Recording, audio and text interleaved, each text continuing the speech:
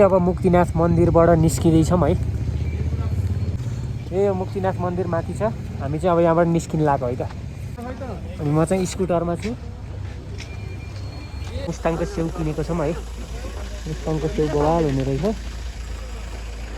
अनि तर लास्ट महँगो मुस्ताङको सेउ खाँदै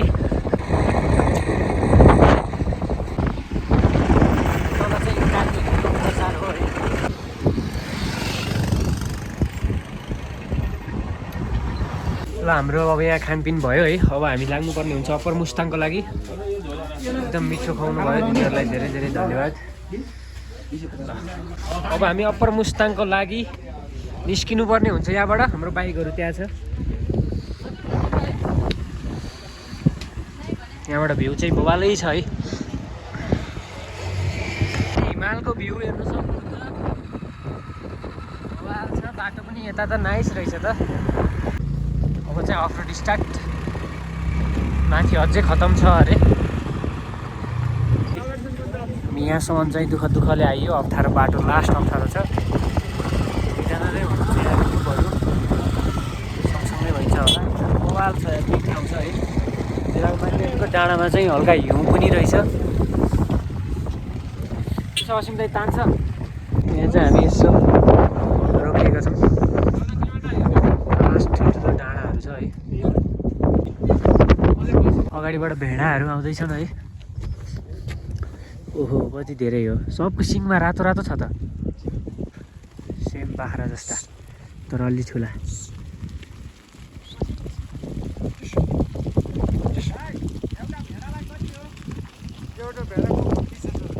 30,000? ओहो नान्नु न। टेर्दैन म्याग्दी सबै बिक्री भइसक्यो हो। ए मुस्ताङको बाटो यही हो। ल आल्टामा गएर मुस्ताङको बाटो यस्तै धुलो हो। हामी चाहिँ अहिले तलबाट लगभग 20 किलोमिटर जति माथि आयौँ है। बाटो लास्टै अप्ठ्यारो छ, तानेकै छैन बाइकले। झर्दै गर्दै भए पनि हामी यहाँसम्म आएको छौँ। पछाडि हिमाल देख्न सक्नुहुन्छ। हामी अझै जानेवाला छौँ। बाटो यस्तो खतम छ है। गाडी साडी बाइकहरू सब अड्किए त्यहाँ।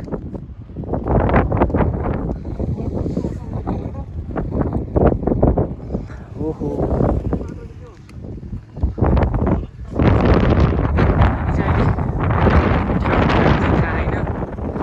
मुस्ताङको बाटो हो, यस्तै छ। ओहो धुलो। एडभेन्चर भने यो हो कि केटा हो, एडभेन्चर। ओ यो त्यहाँ गाडी आयो, गाडी नै देखेको छैन।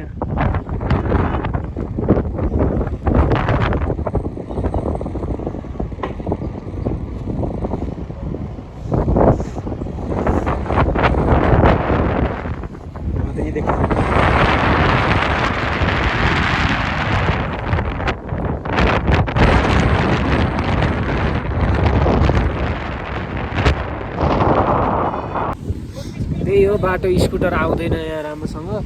20बाट माथि नै लाग्दैन बाइकहरू। हामी चाहिँ अहिले जमसङबाट थोरै माथि आएपछि यो तालमा आइदो रहेछ है। हरू पनि रहेछ, देख्न सक्नुहुन्छ है। यो माछाहरू हो। मान्छे पनि एकदम भिड छ यहाँ। नाइस। यहाँबाट हिमालहरू पनि नजिक देखिरह। माछा रहेछ कि उति माछा छ। यस्तो पाहाडको बिचमा है एउटा सानो ताल।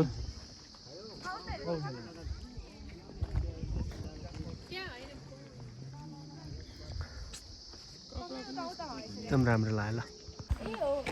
नाइस रहेछ यहाँबाट भ्यू। यताबाट घाम सनराइज भइरहेको छ। यताबाट यहाँ ताल, यता हिमाल, यस्तो बवाल छ। यहाँ फोटो खिच्ने कार्यक्रम हुँदैछ है। नेपालको झन्डा हातमा लिएर ल अब हामी चाहिँ यो लेकबाट अब निस्किँदैछौँ है सबैजना। अब हाम्रो नेक्स्ट भनेको चाहिँ अब कुसमा हुन्छ बन्जी जम्प हान्नको लागि।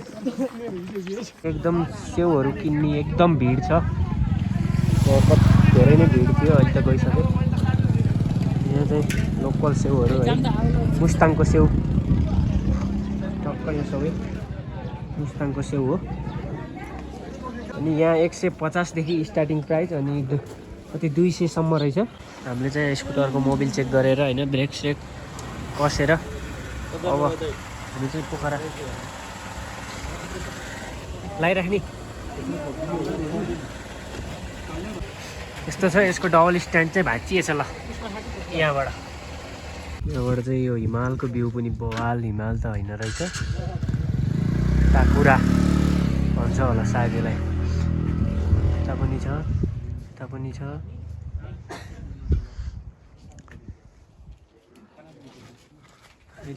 हामी चाहिँ अहिले भर्खर घाँसा भन्ने ठाउँमा आछौँ है। यहाँको मकै हेर्न सक्नुहुन्छ कस्तो अचम्मको छ है, चुच्चा चुच्चा डायमन्ड आकारको, यस्तो डायमन्ड ठ्याक्कै डायमन्ड आकार।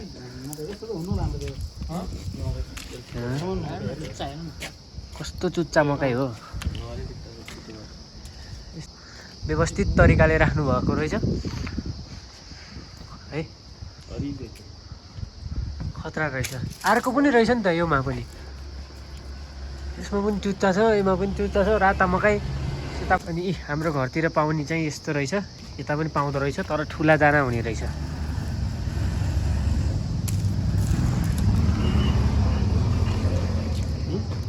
माथि पहाड छ, पुरै पहाड यो पहाडमा पुरै हिउँ भरिन्छ अरे। हामी चाहिँ अब कुसमा आइसक्यौँ है, यही हो बन्जी जम्प हान्ने ठाउँ, यहीँबाट फुङ्गाल्ने हो जाममा। हामी चाहिँ अहिले पोखरामा छौँ है, बिहानको चिया खाँदै। अब हाम्रो यात्रा भने हामी पुम्दीकोट मन्दिर शिव मन्दिरमा जाने हो। हामी चाहिँ अहिले पुम्दीकोट मन्दिरको पार्किङमा आयौँ है। के छ पुगर्दै अवस्था? थकित, एकदम थकित। आम एक्साइटेड। ल यहाँ पार्किङ गरेर माथि गइन्छ। असिम दाइ के छ अवस्था? सही छ यार। अहिले कहाँ छौँ हामी? पुम्दीकोट छौँ, एकदम फर्स्ट टाइम हो मन्दिरमा। फर्स्ट टाइम हो? हो। म त आइसकेको छु नि। अन्त सही हो, आनन्द लाग्यो। यहाँ चाहिँ अहिले मैले तपाईँलाई एउटा स्पेसल देखाउँछु, के भन्दाखेरि यहाँ बालेन्सर आउनु भएको रहेछ। ल हामी चाहिँ अहिले पुम्दीकोट मन्दिर है, टक्क के हो यो? ओहो, यो पोखराको जडीबुटी। पोखरामा चाहिँ यस्तो नि गर्न पाइन्छ है। अब हामीले चाहिँ गरिँदैन, यो ल्यान्डिङ हुन्छ कहाँ? यो मन्दिरभित्र प्रवेश गर्दैछौँ, यहाँबाट पनि राम्रो भ्यू देखिँदैछ। ल हामी चाहिँ आइसक्यौँ यहाँ माथि। के छ आशिष दाइ, कस्तो भइरहेको शिवको भक्तिलाई? फर्स्ट टाइम आउँदैछु यहाँ। हामी प्लान धेरै 4-5 वर्ष भयो कि यो बनेको, बल्ल बल्ल बल्ल आज जुरिया धेरै पछि, धेरै तपस्याको बाद। ल मन्दिरमा खासै भिडभाड त रहेन रहेछ, हल्का यतिकोलाई धेरै भिडभाड भन्नु नमिल्दैन होला सायद।